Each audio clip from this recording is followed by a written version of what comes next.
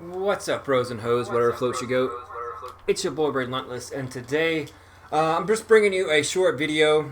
Will be most likely the last week of the PTS, and then we just got to look forward to the actual getting of the 1.6.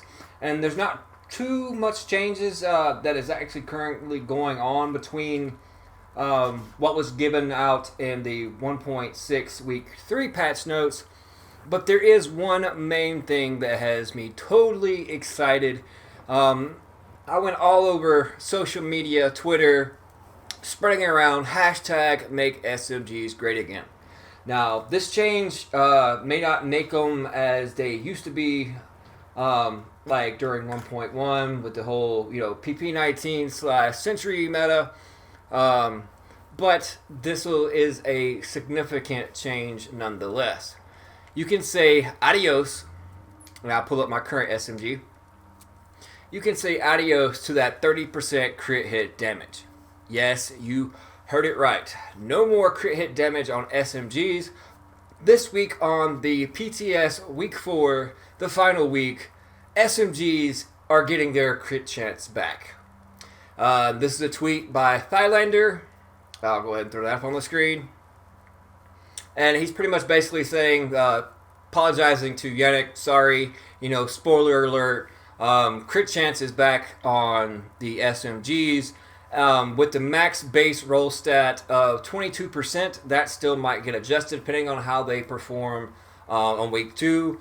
Also, it was mentioned in the conversation with Wiz and other people on Twitter with the devs, will SMGs get also a buff as far as their base damage values? As you can see, they're not too far off, 17 and 20 with my current build setup that I have right here. And yes, this is still 1.5 build. But he said, they don't see it necessary for them to have a base damage buff at this moment due to, getting that crit chance. So basically, on your attachments, you want crit chance definitely because you want to hit the cap.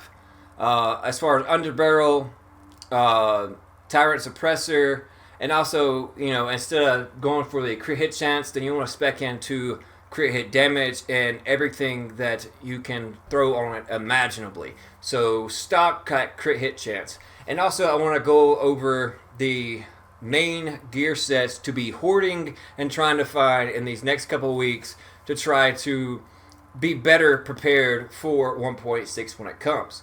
Now, going on with the current state of 1.6, and since this is the last week, and they said no more major changes will be coming. So basically, what it is in week 0.4 or 1.6, week 4, will basically stay the same. There might be some small tweaks here and there numerically, but nothing major will be changing. But the gear sets to hold on to and to look forward to, and just to go out there and grind to better prepare yourself. These are my predictions on the gear sets that'll be mainly used in the DZ or in normalization when it comes to Last Stand. And these are not in any order from best to worst. These are just thrown out there and randomly as far as what you should be going after. The first one is a no-brainer. If you haven't got a Barrett's chest piece, then you need to go find you a good Barrett's chest piece, first and foremost. Make you a high-end gold exotic build. And that will consist of the Barrett's chest piece, the Skull MC gloves, the specialized backpack, the Tenacious mask, or the Pharaoh's mask. That can be intertwined, preferably on... it's best to have both, just so you can switch them out after PvP incursions in the Dark Zone, especially if you run into a lot of people using flame turrets. But the Tenacious mask with good rolls, you get that extra base damage buff when you pop out a medkit, and you can pretty much pop them out whenever needed, especially when you're on a booster shot. So, booster shot, And then if that doesn't, fully get your heal back, then, pop a med kit. So with all that company together, you're going to get a great base damage in there. Short bow knee pads are the best knee pads out there to get. So if you haven't got them, be sure to farm them as much as possible. And then it's a toss-up on what you would like to use in the holster slot, as far as would you go with Nimble, Robust, or the Colonel Bliss holster. Now, all three of these are viable. It just depends on your playstyle and how you want to use them. Personally, if you got a great sturdy holster, since this is going to be more or less where they're trying to get back to cover-based shooting, for 4 seconds into cover, you get an increase in armor by being in cover. So if you have to take cover, and strategically, with fire turrets and everything else, and you're running with a squad, this could be very beneficial. So is Nimble, as far as doing your running cover to cover to get that extra base bonus when using it. So all these are viable, but I foresee a lot of people running the name gear piece high gold in items. Alright, moving on. The next one, and nobody might not expect this too much, but with the recent changes of crit hit chance coming back on SMGs, what gear set out there specializing in using SMGs? It's underrated.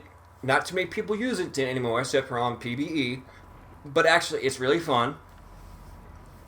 But yes, it's the D3 FNC.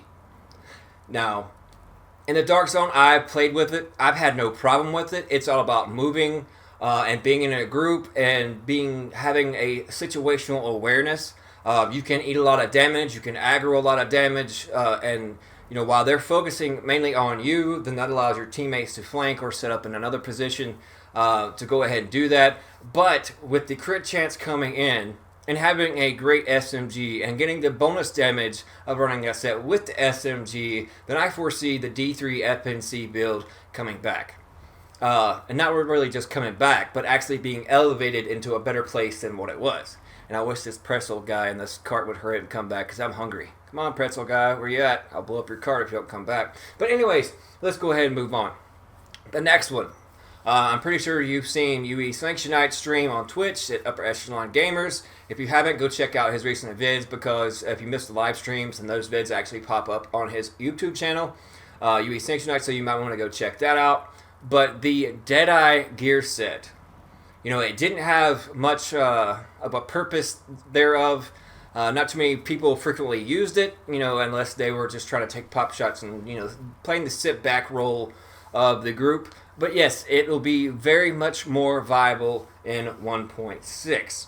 So if you like marksman rifles, and you like dealing out damage, and you can aim and don't have potato aim like me, then yes, go hoard and pick up all the Deadeye sets that you can.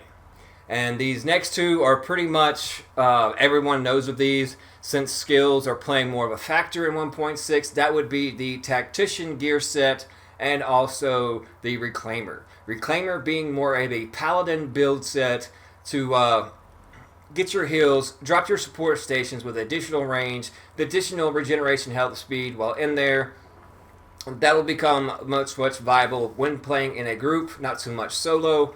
But as a support role, then the Reclaimer will be definitely a great support role, because you have all the flame bullets and the explosive rounds you could use proccing to your team. Also with the extra bonuses you get for healing stations, and while PvPing, that will come in handy to further help out your team.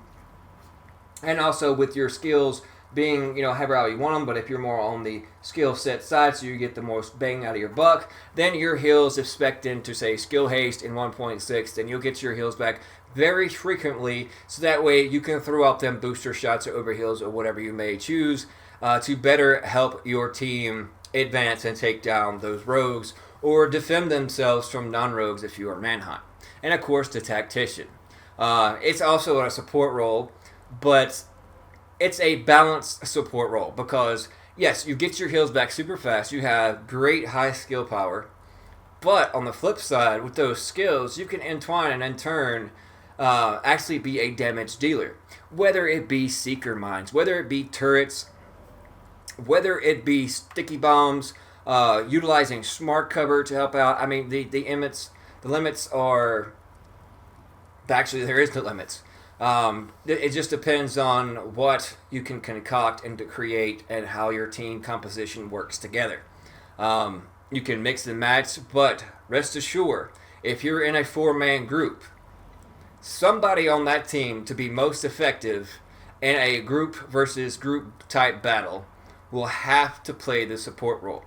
Now, I myself, I'm mainly a DPS guy to a balanced build, but depending on what team I come into, and if I see everybody's running, Alpha Bridge, Striker, or whatever the case may be, and nobody's really a dedicated healer or a support role, then I have those builds, and I don't have a big ego to where, nah, that's just not my thing. To me, you have to be fluid. You have to adapt on whatever team that you join in with, or if you're friends, if you kind of know how they play and their play style, you play with them a lot, and nobody likes to be the healer or the support role. I have no problem jumping into that role.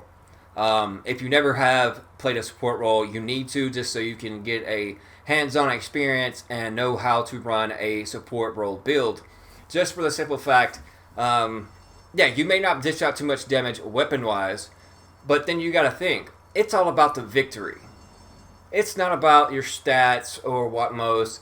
You got to put yourself, in the back.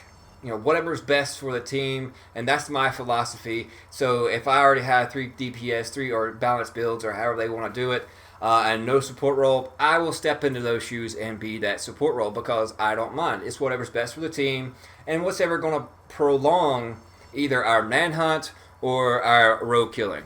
So, either or, think about that. It's whatever, best in composition that will make your team a better team and work more efficiently and stay up longer. So keep that in mind. Also, another gear set is Striker. Striker is going to be really good. Not too many people use it, but it's more like one of those sleeper builds. But as far as those, Predator, as far as constant bleed, even though it's slightly not as good in 1.6 as it has been in 1.5, just because instead of not being able to run, they just get a 20% reduction in speed. And then over time, the more bleeds you proc on them, the more they get immune to them. But generally, that's only going to affect you if they're trying to run away from you. That 20% speed will still allow your teammates to close the gap in between them. Because let's face it, instead of everybody stopping and shooting and allowing them to keep running, they're creating more distance between them. So if there's one Predator guy on your team, let him be the one to apply the bleed and get left, not more or less left, but in the rear, and let the other members of the group keep on running, so that way they can continue to close the gap, and then you can catch up. But yeah, those are my picks for what I foresee mostly coming in the DZ6 or 1.6, I should say. So once again, we all know Tactician, Reclaimer, Predator, Striker, and the Sleeper D3 FNC, and then the named gear pieces and high ends. Those will be my top 5 predictions for 1.6 on what mostly will be ran in and outside of the DZ. Let me know your thoughts in the comment section below. What you think the majority of those people will be running. I think it's going to be leaning toward a lot more people running a Deadeye build, just from what I've seen on the PTS. But there are ways to counteract that. And then this whole sticky bomb or seeker mines that people are more or less intimidated by, I don't want to see groups of them. Luckily, we have a better counter for them, such as the EMP sticky bomb, which instead of having to shoot on the ground and then actually taking even longer to actually detonate them, now you just shoot them directly at it and then it detonates on impact. no more secret mines you don't have to worry about. So that's good. But I hope you enjoyed it. If you did, ground and pound that like button. If you're new to the channel, welcome. I hope you enjoyed the bids. Please check out the other ones that I have on my channel. And don't forget the Ghost Recon Wildlands giveaway. As soon as we hit 750, I will give away the full game. It doesn't release till March the 7th, but it can be already pre-ordered, and it will be already pre-ordered in your name, and will ship to you as soon as it hits on March 7th. So good luck to all you guys. For an additional chance, you can follow me and like me on Twitter at RelentlessRG on Twitter. That'll double your chances of win. And I thank you so much and appreciate you guys. We'll see you fudging later. I got broads in Atlanta, just to lean the family. Credit cards in the scammers, hitting the licks in the van.